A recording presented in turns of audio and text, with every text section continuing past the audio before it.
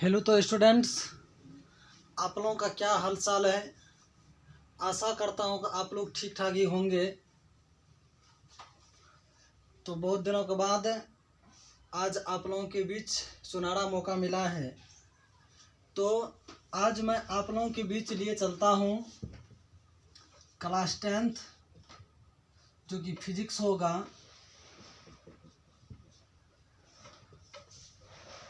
तो जिस पहले जो वीडियो अपलोड किया था फिजिक्स का, उससे आगे मैं चलता हूँ। अब देखिए, हम लोग जो आगे पढ़ने वाले हैं क्लास 10th के फिजिक्स का, कि अवतल दर्पण में प्रतिबिंब और उत्तल दर्पण में प्रतिबिंब किस प्रकार से बनाएंगे, उसके बारे में हम लोग जानेंगे। तो देखिए, पहला होता है, फर्स्ट केस में पढ़ेंगे हम लोग अवतल और उत्तल दर्पण में इमेज किस प्रकार से बनेगा। तो पहला केस होता है कि मुख्य अक्ष के समांतर, मुख्य अक्ष के समांतर आपतित किरण, यानी मुख्य अक्ष के समांतर जो किरण आएगी उसका हम लोग किरण आरेख किस प्रकार से खींचेंगे अवतल दर्पण और उत्तल दर्पण में। देखिए, पहले हम लोग अवतल दर्पण का इमेज बनाते हैं। यह हो गया उत्तल दर्पण। तो अवतल दर्पण में बाहरी भाग पॉलिश होता है, जानते हैं हम लोग, और उत्तल दर्पण में अंदर वाला भाग क्या होता है, पॉलिश होता है। अब देखिए, मुख्य अक्ष की बात है तो मुख्य अक्ष हम लोग खींच लेते हैं। उसके बाद फिर इसमें मुख्य अक्ष या प्रधान अक्ष एक ही बात होती है। तो हम लोग क्या किए, इसमें भी मुख्य अक्ष और इसमें भी मुख्य अक्ष खींच लिए। अब मुख्य अक्ष के समांतर आपतित किरण, अब मुख्य अक्ष के समांतर, तो मुख्य अक्ष के समांतर दर्पण पर किरण पड़ेगी, यानी मुख्य अक्ष के समांतर दर्पण पर आएगी प्रकाश किरण। तो देखिए, मुख्य अक्ष है, इसके समांतर आई। अब परावर्तन के बाद पहला बात है कि मुख्य अक्ष के समांतर यदि प्रकाश किरण आएगी ना, दर्पण के परावर्तन के बाद वह फोकस से होकर गुजरती है। किसे होकर के? फोकस से होकर के। और यह आपका वक्रता केंद्र हो गया, जो कि मैंने जो है आप लोगों को पहले वीडियो में बताया था। और वक्रता केंद्र पर जो वक्रता केंद्र जो होती है, इसे जो किरण खींचते हैं हम लोग दर्पण के किसी बिंदु पर, क्या होती है, लंब होती है। ये हो गया आपका आपतन कोण, ये क्या हो गया, परावर्तन कोण। तो यहाँ मुख्य रूप से आती है, फोकस से होकर के गुजरती है, ये वक्रता केंद्र मान लीजिए। अब उत्तल दर्पण में यही मुख्य अक्ष के समांतर यदि हम लोग करते हैं तो इसका परावर्तन इधर होगा, ठीक है। और उत्तल दर्पण में आती हुई प्रतीत होती है, आती हुई क्या होती है, प्रतीत होती है। क्या दिक्कत किसी को? अब देखिए, आती हुई जब प्रतीत होगी तो यह हो जाएगा फोकस। और यदि वक्रता केंद्र यदि हम ले लेते हैं तो वक्रता केंद्र से जो हम लोग खींचेंगे तो वह क्या होती है, दर्पण के किसी बिंदु पर लंब होती है। तो यह हो गया आपतित किरण आई और यह परावर्तन कोण क्या, आर। तो हम लोग जाने कि मुख्य अक्ष के समांतर आपतित किरण जो होगा, अवतल दर्पण जब होगा तो आप मुख्य दर्पण के परावर्तन के बाद फोकस होकर गुजरती है। उसके बाद जब उत्तल दर्पण होगा तो उससे क्या होती है, प्रकाश किरण परावर्तन के बाद फोकस से आती हुई प्रतीत होती है। आती हुई क्या आती है, प्रतीत होती है। यानी लगेगा कि फोकस हम आ रहे हैं, लेकिन निश्चित रूप से आएगी नहीं, निश्चित दिशा में आती नहीं है, लेकिन सिर्फ आती हुई क्या होती है, प्रतीत होती है, जिसको हम लोग डॉटेड लाइन से क्या करते हैं, प्रदर्शित करते हैं। क्या दिक्कत है? अब देखिए, आशा है कि आप लोग समझ गए होंगे। अब होगा कि फोकस दिशा में आपतित किरण, दूसरा केस हो जाएगा फोकस दिशा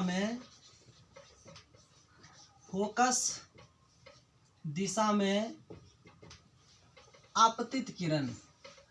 अब देखिए, फोकस समय जब आपतित किरण होगी, इसको मिटाते हैं, सिर्फ यहाँ जो है ना फिगर को समझना है, फिगर को समझ लेंगे तो समझिए कि हम लोग किरण आरेख बनाने के लिए समझ जाएंगे अवतल और उत्तल में।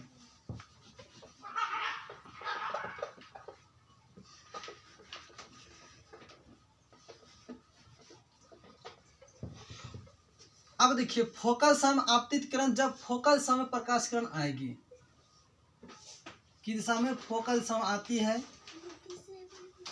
तो मुख्य अक्ष के समांतर हो जाती है।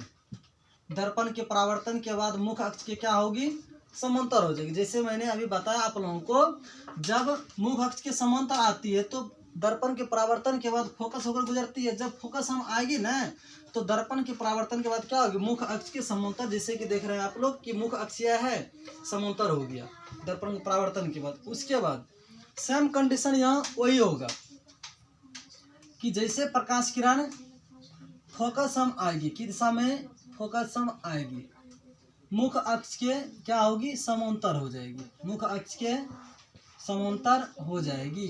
यहाँ आती हुई क्या होगी, प्रतीत होगी। ठीक है ना।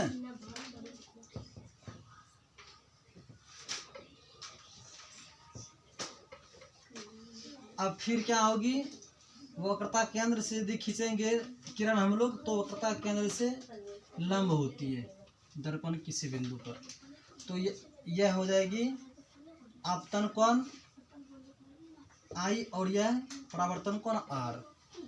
फिर यह आपतन कोण I, परावर्तन कोण R। ठीक है ना। यहाँ जो होगी अवतल दर्पण में फोकस हम आती थी मुख्य अक्ष के समांतर से, फिर देखिए फोकस हम आ रही है, यहाँ आती हुई प्रतीत होगी यहाँ से यहाँ तक, यहाँ से यहाँ निश्चित रूप से आएगी। परावर्तन के बाद मुख्य अक्ष, यहाँ मुख्य अक्ष क्या होगी, समांतर हो गई। क्या दिक्कत। अब देखिए तीसरा केस होगा हम लोगों का वक्रता केंद्र की दिशा में आपतित किरण। वक्रता केंद्र की दिशा में आपतित किरण। अब देखिए वक्रता केंद्र की दिशा में जब आपतित किरण होगी तो फिर इसको हम लोग क्या करते हैं, मिटाते हैं। इसी फिगर में सारा सारा आप लोगों को समझा दिया जाएगा।